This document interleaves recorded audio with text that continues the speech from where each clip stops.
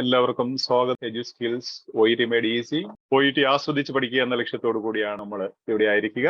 നിങ്ങൾ ഇത് യൂട്യൂബിലാണ് കാണുന്നതെങ്കിൽ സബ്സ്ക്രൈബ് ചെയ്യുക, ഇഷ്ടപ്പെട്ടാൽ ഒരു ലൈക്ക് അടിക്കുക, ഒരു ഷെയർ ചെയ്യുകയും ചെയ്യുക. മറ്റുള്ളവരിലേക്ക്, ഏറ്റവും അധികം ആൾക്കാരിലേക്ക് എത്തിച്ചേരാൻ സാധിക്കട്ടെ. പ്രത്യേകിച്ച് സാമ്പത്തികമായി ബുദ്ധിമുട്ടുന്ന OET ആസ്പിരൻസിലേക്ക് എത്തിച്ചേരാൻ വേണ്ടിയിട്ടാണ് നമ്മൾ ഉദ്ദേശിക്കുന്നത്. അതുകൊണ്ട് നമ്മുടെ ലക്ഷ്യം അതാണ്. ഒരാൾ പോലും സാമ്പത്തികമായ ബുദ്ധിമുട്ട് കാരണം OET എഴുതാൻ സാധിക്കാതെ പോകരുത്. പ്രത്യേകിച്ച് പാവപ്പെട്ടവരെ സഹായിക്കുന്ന ലക്ഷ്യത്തോടു കൂടിയാണ് എഡു സ്കിൽസ് സേവനം അനുഷ്ഠിക്കുന്നത്. അതുകൊണ്ട് സാധിക്കുന്നിടത്തോളം ആൾക്കാരിലേക്ക് ഈ വീഡിയോ എത്തിച്ചു കൊടുക്കാൻ വേണ്ടിയിട്ട് ശ്രമിക്കുന്നത് വഴി നമുക്ക് മറ്റുള്ളവരെ സഹായിക്കാൻ ശ്രമിക്കാം. എഡു സ്കില്ലിന്റെ എല്ലാ ട്രെയിനിങ് പ്രോഗ്രാംസും ഫ്രീ ഓഫ് കോസ്റ്റ് ആണ്.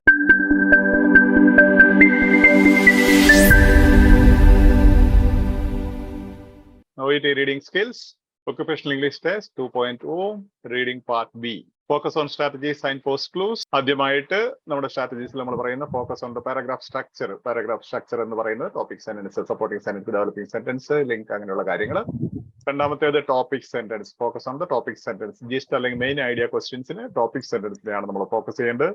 പിന്നെ ഇഗ്നോർ ദ സബ്ജക്ട് കോംപ്ലിമെന്റ്സ്, ആ കോമായുടെ ഇടയ്ക്ക് വരുന്ന എക്സാമ്പിൾസ്, അങ്ങനെയുള്ള കാര്യങ്ങളൊക്കെ ഇഗ്നോർ ചെയ്യുകയാണെങ്കിൽ നമുക്ക് പെട്ടെന്ന് മനസ്സിലാക്കാനും കാതലായ ആശയം ഉൾക്കൊള്ളാനും സാധിക്കും. Look for opinions after the contrast word. Contrast word ഉണ്ടെങ്കിൽ അത് കഴിയുമ്പോഴായിരിക്കും ആൻസർ വരിക, പ്രത്യേകിച്ച് opinion questions. Focus on scale expressions, നമുക്കറിയാം സ്കെയില് പ്രധാനപ്പെട്ടാണ്. Look for hedging words in the question statement. Hedging words എന്ന് പറഞ്ഞാൽ കീ വേർഡ്സ്, ക്വസ്റ്റ്യൻ സ്റ്റേറ്റ്മെന്റിലുള്ള കീ വേർഡ്സ് ശ്രദ്ധിക്കുക. Look for synonyms, synonymous language and paraphrasing. Look for modal verbs. Look for cause and effect language. Look for numbers of percentage. Look for comparison. ഇതൊക്കെയാണ് basic ആയിട്ട് നമ്മൾ പഠിച്ചിട്ടുള്ള കാര്യങ്ങളാണ്. അപ്പൊ നമ്മൾ ടെക്സ്റ്റിലേക്ക് പോവുകയാണ്. ടെക്സ്റ്റ് 1. അപ്പൊ ഇതാണ് നമ്മുടെ ചോദ്യം. Comma 1.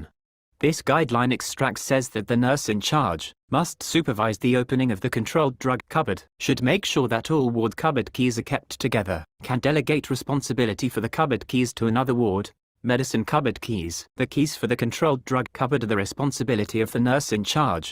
They may be passed to a registered nurse in order for them to carry out their duties and return to the nurse in charge. If the keys for the controlled drug cupboard go missing, the locks must be changed, and pharmacy informed, and an incident form completed. The controlled drug cupboard keys should be kept separately from the main body of keys. Apart from in exceptional circumstances, the keys should not leave the ward or department. If necessary, the nurse in charge should arrange for the keys to be held in a neighboring ward or department by the nurse in charge there. Okay, ഇതിനകത്ത് ഇപ്പോൾ പ്രധാനപ്പെട്ട കാര്യം എന്താണ്? Hedging word അല്ലെങ്കിൽ key word അല്ലെങ്കിൽ main word എന്താണ്? This guideline extract says that the nurse in charge എന്നുള്ളതാണ് hedging word എന്ന് പറയുന്നത്. മെയിൻ ആരാണ് ചെയ്യേണ്ടത്?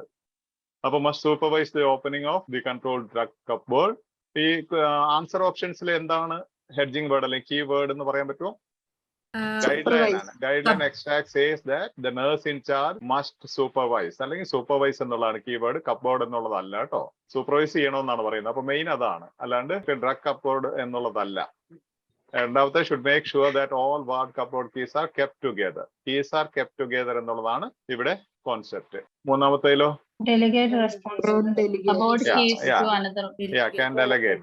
എന്നുള്ളതാണ് മെയിൻ. അപ്പൊ ഇതാണ് കീ ആശയം. ഇതാണ് നമ്മൾ വായിക്കുമ്പോഴേ മനസ്സിലാക്കേണ്ട എന്താണെന്ന് പറയുന്നത്. ഡ്രഗ് കപ്ബോർഡ് എന്ന് ആദ്യത്തെ കാര്യത്തിൽ മനസ്സിലാക്കി കഴിഞ്ഞാൽ നമുക്കൊന്നും മനസ്സിലാവില്ല. കാരണം അവിടെ പറയുന്നത് സൂപ്പർവൈസ്, ഒരു നഴ്സിംഗ് ചാർജ് എന്താണ് ചെയ്യുന്നത്? സൂപ്പർവൈസ് ചെയ്യുക, കീ എല്ലാം ഒരുമിച്ച് വെക്കുക, അല്ലെങ്കിൽ തന്റെ ഉത്തരവാദിത്വം ഡെലിഗേറ്റ് ചെയ്യുക, മറ്റുള്ളവർക്ക് കൊടുക്കുക എന്നുള്ളതാണ് പറയുന്നത്. അപ്പം ആ കാര്യങ്ങൾ വ്യക്തമായിട്ട് മനസ്സിലാക്കുക. അപ്പൊ ഇവിടെ മെഡിസിൻ കപ്ബോർഡ് കീസ്, ഇതിനകത്ത് കാതലായ ആശയം തന്നെയാണ് മെയിൻ വേർഡ്. കീ വേർഡ് എന്താണ്? ഇപ്പൊ നമ്മുടെ ടോപ്പിക് സെന്റൻസ് എന്ന് പറയുന്നത് ഇവിടെയാണ്. അപ്പൊ the keys for the controlled drug cupboard are the responsibility of the nurse in charge. Nurse in ചാർജിന്റെ ഉത്തരവാദിത്വമാണെന്നാണ് പറയുന്നത്. അപ്പോൾ അതാണ് നമ്മുടെ ടോപ്പിക് സെന്റൻസ് എന്ന് പറയുന്നത്. ഈ പാരഗ്രാഫിന്റെ മെയിൻ ആശയം അവിടെയാണുള്ളത്, അല്ലെ? അപ്പം ഇതിനകത്ത് കീ വേർഡ് എന്താണ്, അല്ലെ മെയിൻ വേർഡ് എന്താണ്? കീസ് ആണ് മെയിൻ വേർഡ്. ഓക്കെ, അത് കഴിഞ്ഞാലോ responsibility of the nurse in charge. Responsible nurse in charge ആണ് കൺട്രോളിംഗ് ഐഡിയ എന്ന് നമ്മൾ പറയും, അല്ലെ? Controlling idea. അപ്പം ഇവിടെ ഈ ടോപ്പിക് സെന്റൻസ് മനസ്സിലാക്കി നമുക്ക് മനസ്സിലാകും ചോദ്യം എന്താണ് ഈ ആളുടെ ഉത്തരവാദിത്വം എന്നുള്ളതാണ്. അപ്പൊ ഇതിനകത്ത് എവിടെയെങ്കിലും ആൻസർ നിങ്ങൾക്ക് കണ്ടിട്ട് ഏതെങ്കിലും എലിമിനേറ്റ് ചെയ്യാനോ അല്ലെങ്കിൽ ആൻസർ നിങ്ങൾക്ക് മനസ്സിലായോ? Keys should be kept separately. B eliminate ചെയ്യാം. അതല്ലാണ്ട് സൂപ്പർവൈസിങ്ങിനെ കുറിച്ച് എന്തെങ്കിലും പറയുന്നുണ്ടോ? ഇല്ല, സി ആണ് ആൻസർ. സൂപ്പർവൈസിങ്ങിനെ കുറിച്ച് ഒന്നും പറയുന്നില്ല. സി എവിടെയാണുള്ളതെന്ന് പറയാൻ പറ്റുമോ? Last sentence. ഇത് ഡയറക്റ്റ് ആയിട്ട് ഡയറക്റ്റ് ആയിട്ട് പറയുന്നുണ്ട് അല്ലേ? കൃത്യമായിട്ട് പറയുന്നുണ്ട്. If necessary the nurse in charge should arrange for the keys to be held in a neighboring ward. Another ward എന്നുള്ളതിന് synonymous expression ആണ് neighboring ward. Okay, held for can delegate. Arrange for the keys to be held. To be held എന്ന് പറഞ്ഞ് delegate എന്നുള്ളതാണ്. Keys to be held എന്ന് പറഞ്ഞ delegate, അതായത് മറ്റൊരാളെ ഏൽപ്പിക്കുക. Can delegate responsibility of keys. അപ്പൊ അത് ഡയറക്റ്റ് ആൻസർ ആണ്. അതിനകത്ത് എക്സ്പ്ലനേഷന്റെ ആവശ്യമില്ല അല്ലേ? ഓക്കെ ആണോ? എന്തെങ്കിലും സംശയമുണ്ടോ? ഓക്കെ. അതിന് മുമ്പ് ഒരെണ്ണം കൂടെ പറയുന്നുണ്ട്. അതായത് ഇവിടെ വേറൊരു ഓപ്ഷൻ എന്താ ഉള്ളത്? രണ്ടാമത്തെ എലിമിനേറ്റ് ചെയ്യാൻ ഇത് അബ്സല്യൂട്ട് ആണ് അല്ലെ? Should make sure that all ward cupboard keys. All എന്ന് പറയുന്നത് അബ്സല്യൂട്ട് ആണ്. അബ്സല്യൂട്ട് വന്നു കഴിഞ്ഞാൽ ഓട്ടോമാറ്റിക്കലി നമുക്ക് അതിനാൽ തന്നെ സെർച്ച് ചെയ്യാണ്ട് തന്നെ നമുക്ക് ഇത് ചെയ്യാവുന്നതാണ്. ഓക്കെ, ഇവിടെ അപ്പാർട്ട് ഫ്രം ഇൻ എക്സെപ്ഷണൽ സർക്കംസ്റ്റൻസസും ഇത് തന്നെ പറയുന്നുണ്ട്. അതായത് ഇങ്ങനെയുള്ള key should not leave the ward or department എന്ന് പറഞ്ഞാല് എക്സെപ്ഷൻസ് ഉണ്ട്. ചില സാഹചര്യങ്ങളിൽ കൊടുക്കാമെന്ന് ഇൻഡയറക്റ്റ് ആയിട്ട് ഈ സെന്റൻസും ആൻസർ തന്നെ പറയുന്നത്. ഇപ്പൊ രണ്ട് രീതിയിലും പറയുന്നുണ്ട്. യെസ്.